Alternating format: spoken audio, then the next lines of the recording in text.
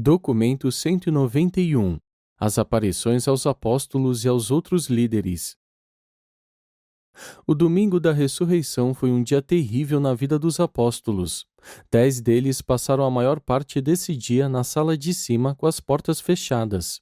Eles poderiam ter saído de Jerusalém, mas receavam ser presos pelos agentes do Sinédrio caso fossem encontrados nas ruas. Tomé remoía-se sozinho em Betfagé, com os seus problemas. Ele teria feito melhor se tivesse permanecido com seus companheiros apóstolos, pois podia tê-los ajudado a dirigir as suas discussões por caminhos mais úteis. Durante todo o dia, João alimentou a ideia de que Jesus havia realmente ressuscitado dos mortos. Ele lembrou que em nada menos do que 5 vezes diferentes o Mestre afirmara que ressuscitaria e que em pelo menos 3 vezes fizera ilusão ao terceiro dia. A atitude de João tinha uma influência considerável sobre todos, especialmente sobre o seu irmão Tiago e sobre Natanael. João os teria influenciado mais, não fosse ele o membro mais jovem do grupo. O isolamento deles tinha muito a ver com os seus problemas. João Marcos mantinha-os em contato com os acontecimentos no templo e informava-lhes sobre os muitos rumores que eram difundidos na cidade, mas não ocorreu a ele reunir notícias sobre os grupos diferentes de crentes para os quais Jesus havia já se mostrado. Esse era o tipo de serviço que até então havia sido prestado pelos mensageiros de Davi, mas todos estavam fora no seu último compromisso de arautos da ressurreição junto àqueles grupos de crentes que moravam longe de Jerusalém. Pela primeira vez em todos esses anos, os apóstolos compreenderam o quanto dependiam dos mensageiros de Davi para a informação diária a respeito dos assuntos do reino. Como era já típico dele, durante todo o dia, Pedro vacilou emocionalmente entre a fé e a dúvida a respeito da ressurreição do Mestre. Pedro não podia esquecer a visão das mortalhas dispostas na tumba, como se o corpo de Jesus houvesse evaporado de dentro delas. Mas, raciocinava Pedro, se ele ressuscitou e se pôde mostrar-se às mulheres, por que não se mostra a nós, seus apóstolos? Pedro ficava cada vez mais pesaroso quando pensava que talvez Jesus não tivesse vindo a eles devido à sua presença entre os apóstolos, por ele haver negado a Jesus naquela noite no pátio de Anás. E Pedro, então, reconfortava-se com as palavras trazidas pelas mulheres: "Ide contar aos meus apóstolos e a Pedro." Contudo, encontrar encorajamento nessa mensagem implicava que ele tivesse de acreditar que as mulheres haviam realmente visto e ouvido o Mestre ressuscitado.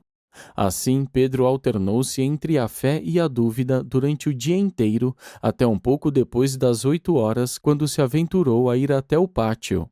Por haver negado ao Mestre, Pedro pensou até em separar-se dos apóstolos para não impedir que Jesus viesse até eles. Tiago Zebedeu, a princípio, defendia que deviam todos ir até a tumba. Era firmemente a favor de fazer algo para ir a fundo no mistério. Foi Natanael que os impediu de ir a público como queria Tiago e o fez relembrando-lhes da advertência de Jesus contra colocar em perigo indevidamente as próprias vidas nesses momentos. Por volta do meio-dia, Tiago havia deixado estabelecido com os outros que todos aguardariam mantendo-se vigilantes. Pouco falou, pois estava tremendamente desapontado por Jesus não se mostrar a eles e não sabia das muitas aparições do Mestre aos outros grupos e indivíduos. André prestou muita atenção a tudo nesse dia. Estava excessivamente perplexo com a situação, e se, de dúvidas, ele as tinha mais do que as suas próprias, no entanto, ao menos desfrutava de um certo sentimento de liberdade em relação às responsabilidades de liderar os seus companheiros apóstolos. Ele estava de fato grato por haver sido liberado pelo Mestre do peso da liderança antes de cair nesse período de desorientação. Mais do que uma vez durante as longas e estafantes horas desse dia trágico, a única influência que dava força ao grupo era a contribuição frequente do conselho filosófico característico de Natanael. Ele fora realmente a influência controladora sobre os 10 durante todo o dia. Nem por uma vez se exprimiu a si próprio a respeito de crer ou não crer na ressurreição do Mestre. Mas, à medida que o dia passava, ele ficava cada vez mais inclinado a acreditar que Jesus havia cumprido a sua promessa de ressurreição. Simão Zelote estava demasiadamente oprimido para participar das discussões. Passava a maior parte do tempo reclinado em um estofado, a um canto da sala, com o rosto voltado para a parede. E não havia falado mais do que meia dúzia de vezes durante todo o dia. O conceito que fazia do reino tinha ido por terra, e ele não podia vislumbrar que a ressurreição do Mestre poderia mudar substancialmente a situação. O seu desapontamento era pessoal por demais e ao mesmo tempo demasiadamente agudo para conseguir recuperar-se logo, mesmo diante de um fato tão estupendo quanto a ressurreição. Ainda que pareça estranho, Filipe, que geralmente expressava-se pouco, falou muito durante a tarde desse dia.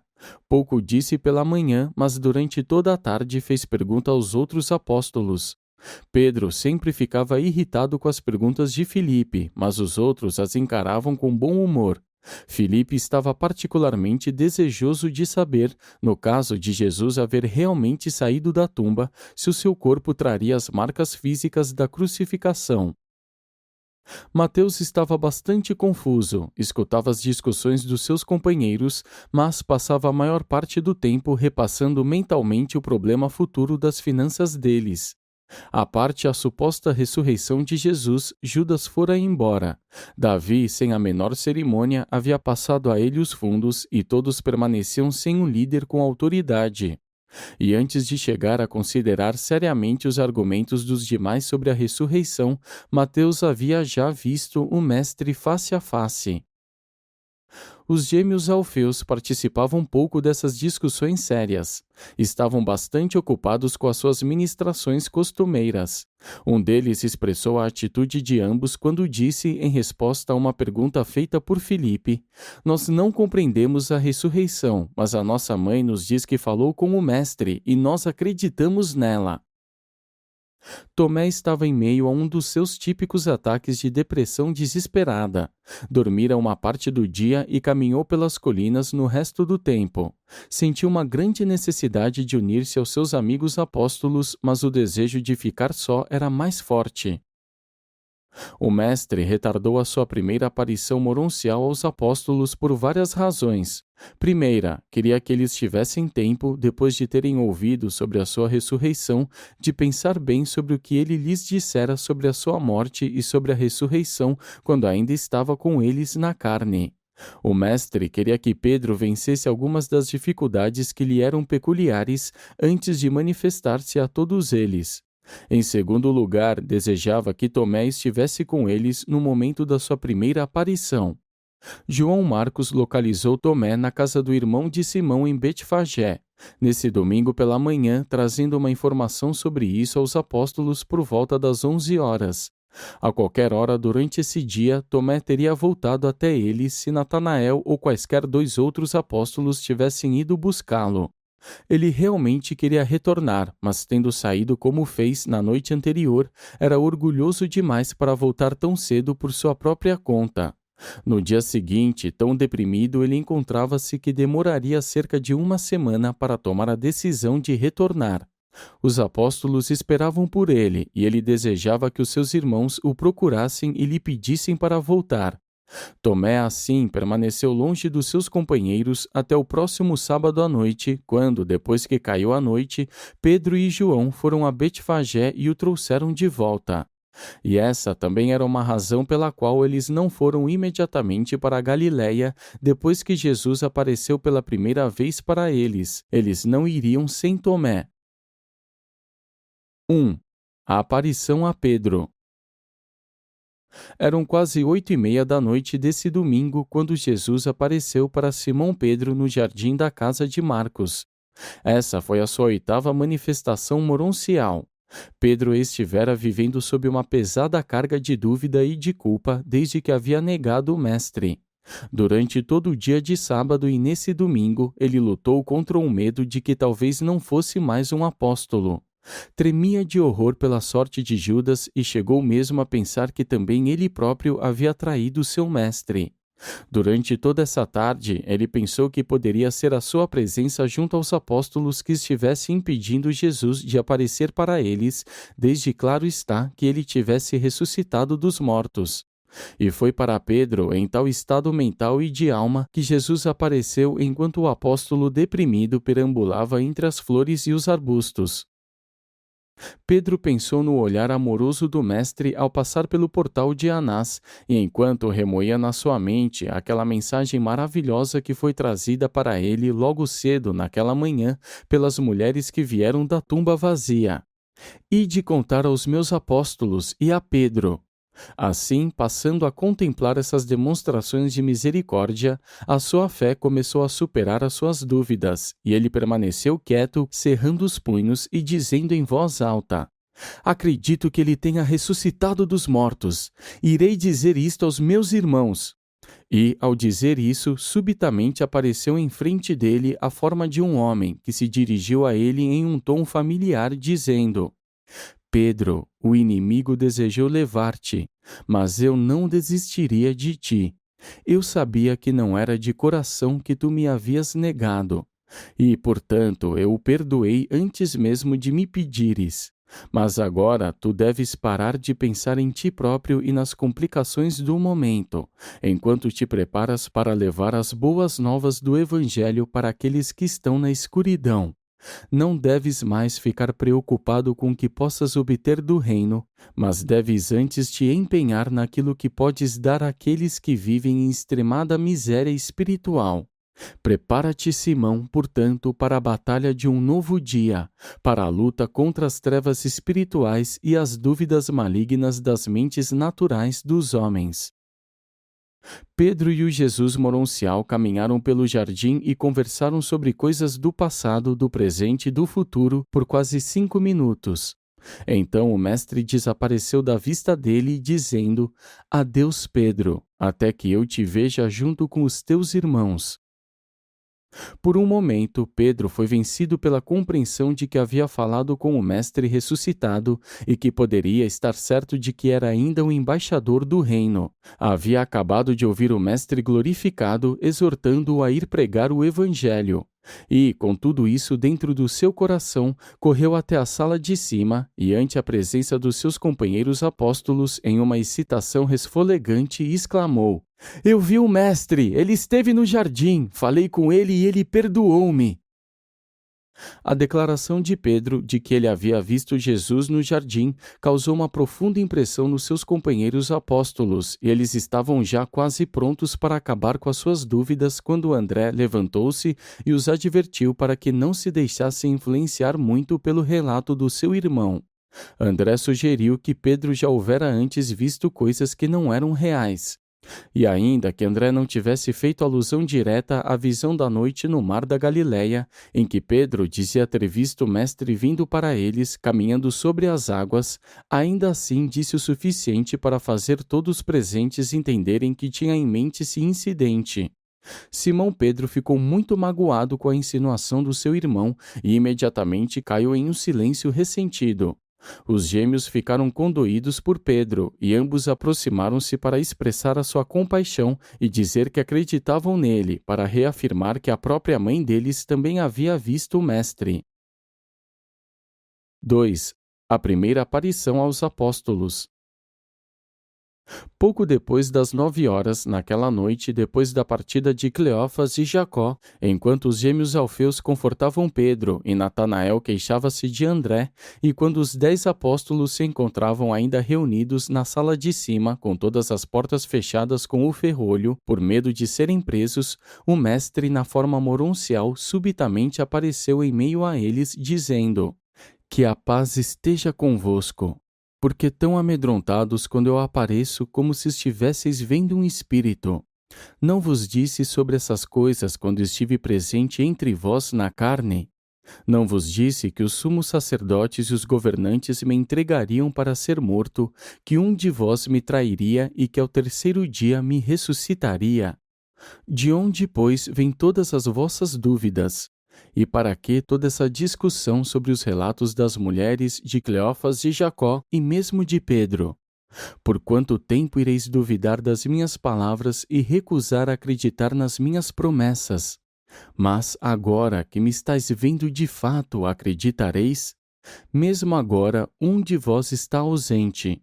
Quando estiverdes juntos novamente e depois que todos souberem com certeza que o Filho do Homem ressuscitou da tumba, ide então até a Galiléia. Tenhais fé em Deus. Tenhais fé uns nos outros e assim entrareis no novo serviço do reino do céu. Eu permanecerei em Jerusalém convosco até que estejais prontos para ir à Galiléia. Deixo a minha paz convosco. Depois de haver-lhes falado, o Jesus moroncial desapareceu instantaneamente da vista deles, e todos caíram com os rostos no chão, louvando a Deus e venerando o Mestre que havia desaparecido. Essa foi a 9ª aparição moroncial do Mestre. 3. Com as criaturas moronciais. O dia seguinte, segunda-feira, foi passado totalmente com as criaturas moronciais então presentes em Urântia. Como participantes da experiência de transição moroncial do Mestre, mais de 1 milhão de diretores moronciais e colaboradores haviam vindo para Urântia, junto com mortais de transição de várias ordens dos 7 mundos das mansões de Satânia. O Jesus moroncial permaneceu com essas inteligências esplêndidas por 40 dias. E deu-lhes ensinamentos e aprendeu dos seus diretores sobre a vida de transição moroncial, tal como é vivida pelos mortais dos mundos habitados de Satânia, enquanto passam pelas esferas moronciais do sistema. Por volta da meia-noite, nessa segunda-feira, a forma moroncial do Mestre estava ajustada para a transição até o segundo estágio de progressão moroncial. Quando voltou a aparecer para os seus filhos mortais na Terra, o fez como um ser moroncial já do segundo estágio. Quanto mais o Mestre progredia na carreira moroncial, mais difícil ficava, tecnicamente, para as inteligências moronciais e os seus colaboradores transformadores fazer com que o Mestre ficasse visível diante dos olhos mortais e materiais. Jesus fez o trânsito para o terceiro estágio moroncial na sexta-feira, 14 de abril, para o quarto estágio na segunda, 17 de abril, para o quinto estágio no sábado, 22 de abril, para o sexto estágio na quinta-feira, 27 de abril, para o sétimo estágio na terça-feira, 2 de maio, para a cidadania de Jerusalém no domingo, 7 de maio, e dirigiu-se para o abraço dos Altíssimos de Edentia no domingo, 14 de maio. Micael de Nébadon, desse modo, completou o seu serviço de experiência no universo, pois nas suas auto-outorgas anteriores havia já experienciado plenamente a vida dos mortais ascendentes do tempo e do espaço, desde a permanência na sede central da constelação mesma até o serviço do superuniverso.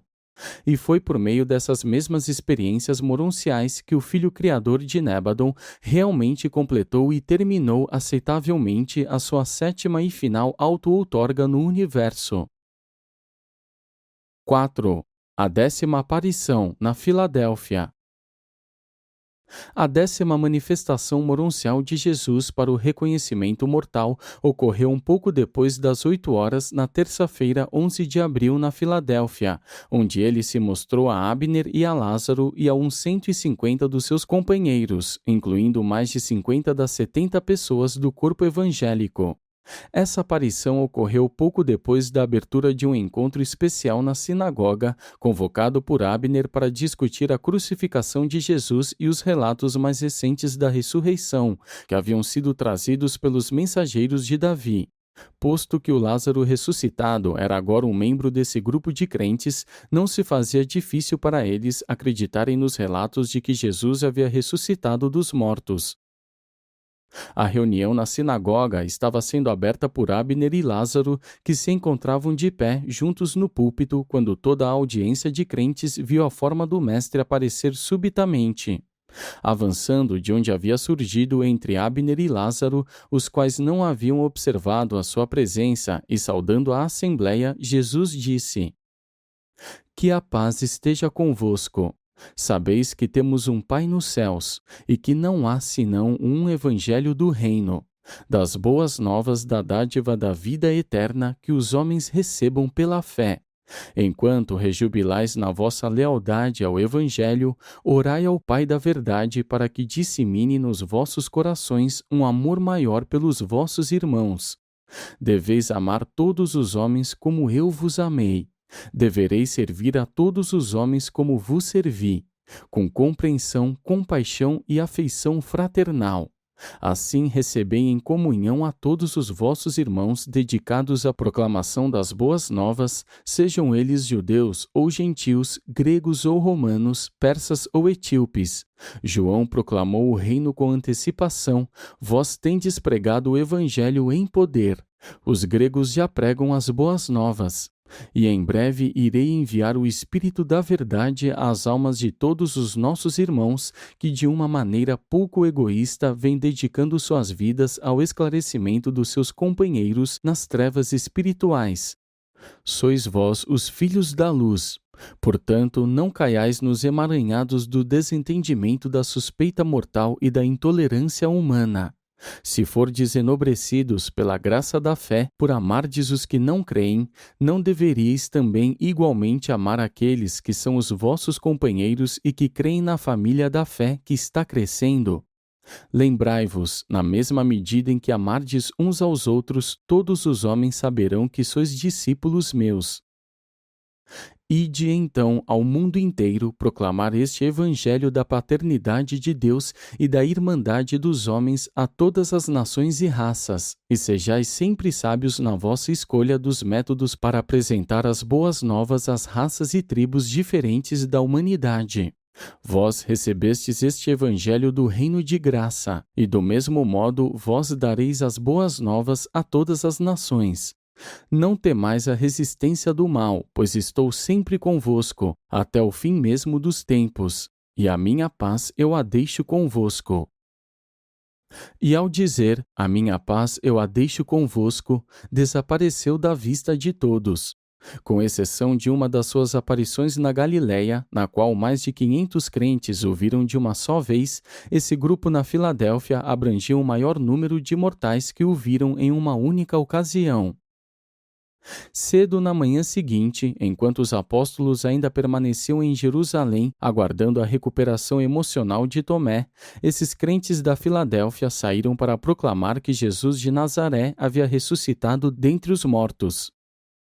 O dia seguinte, quarta-feira, Jesus passou todo o tempo na companhia dos seus companheiros moronciais e, durante as horas do meio da tarde, ele recebeu os delegados moronciais, visitantes dos mundos das mansões de todos os sistemas locais de esferas habitadas de toda a constelação de Norlatiadec. E todos se rejubilaram de conhecer o seu Criador como um da sua própria ordem de inteligências do universo. 5. A segunda aparição aos apóstolos. Tomé passou uma semana a sós consigo próprio nas colinas ao redor do Monte das Oliveiras.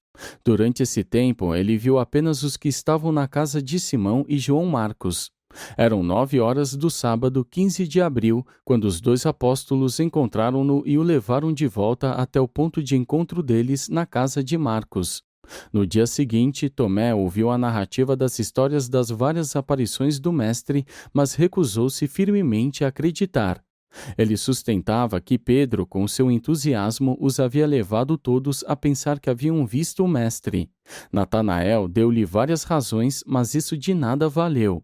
Havia uma teimosia emocional associada à sua habitual mania de duvidar, e esse estado mental, combinado à sua tristeza por havê-los abandonado, conspirava para criar uma situação de isolamento que até mesmo o próprio Tomé não entendia totalmente.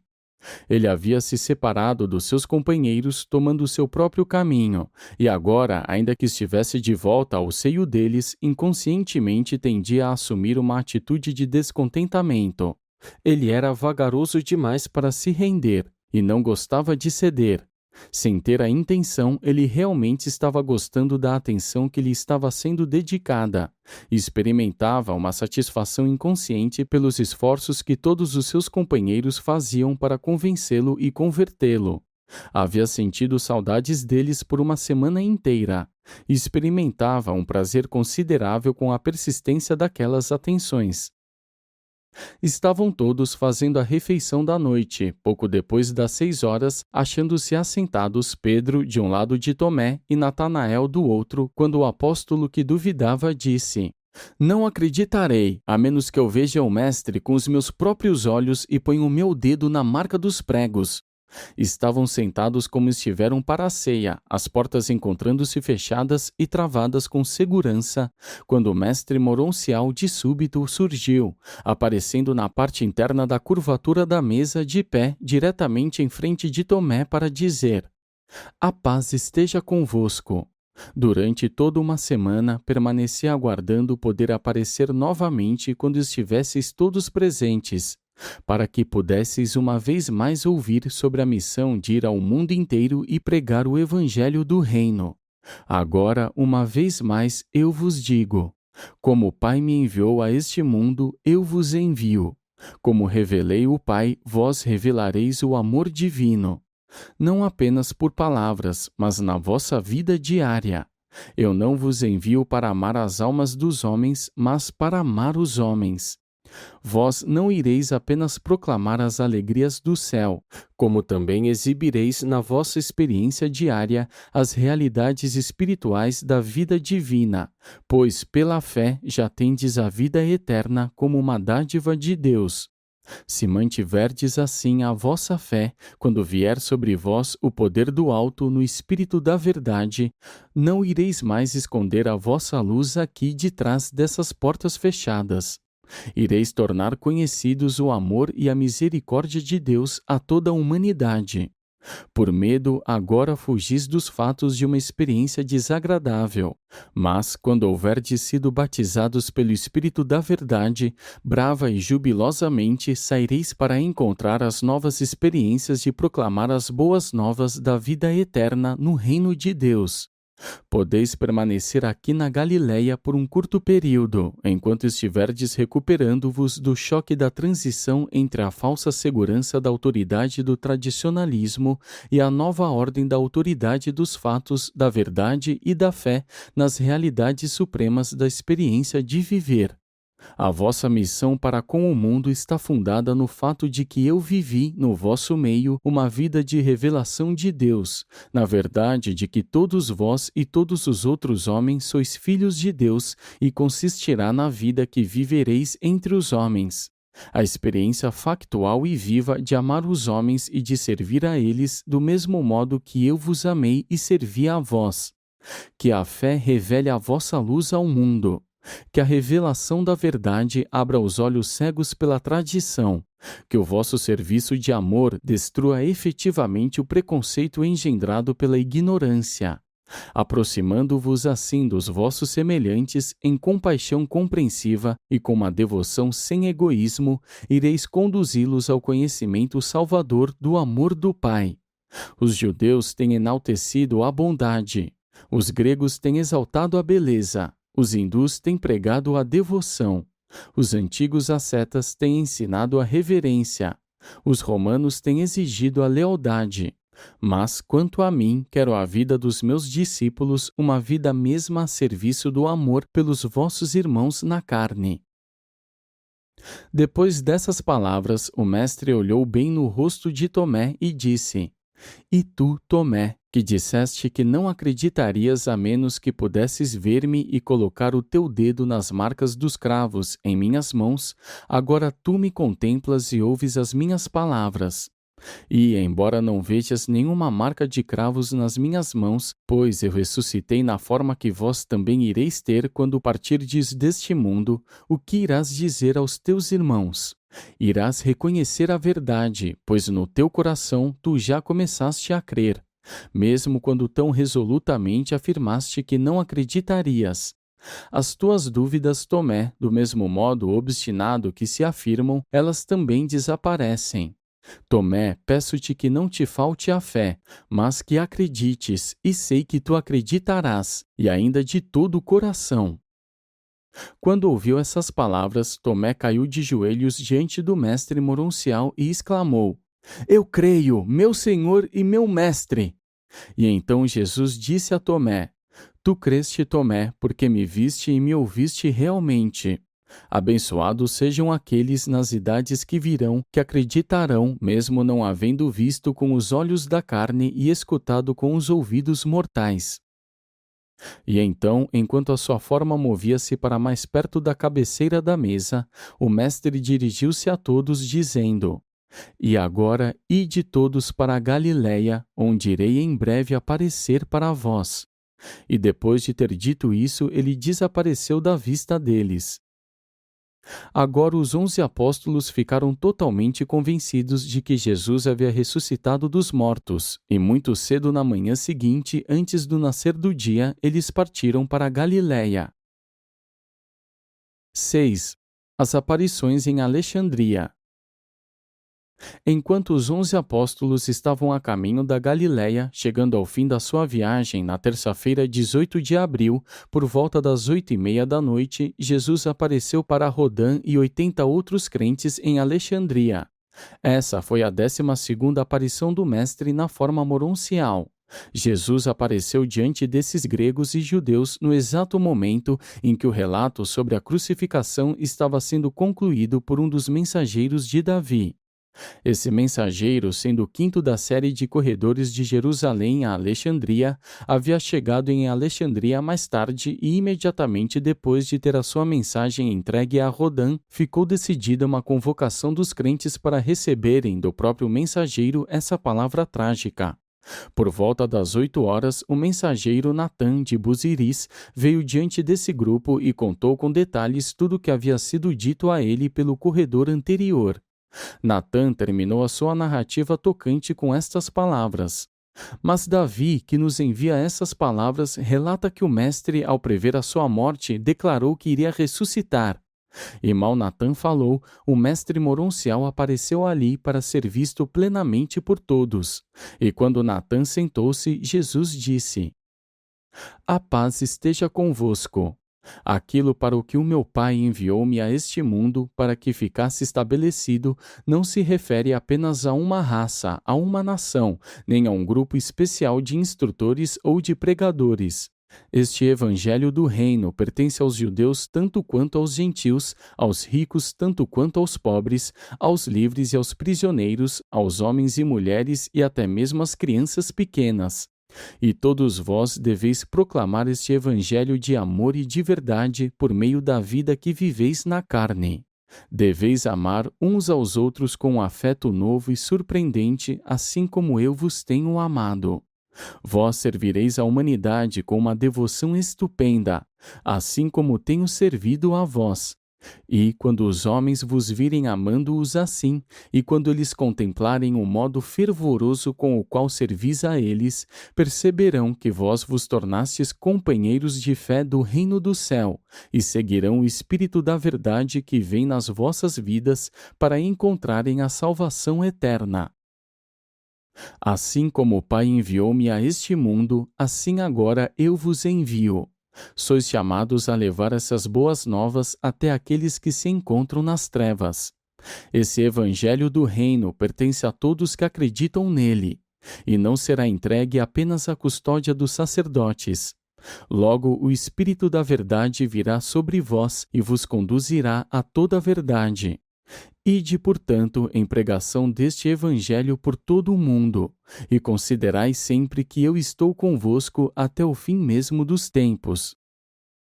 Depois de haver falado assim, o mestre desapareceu da vista de todos.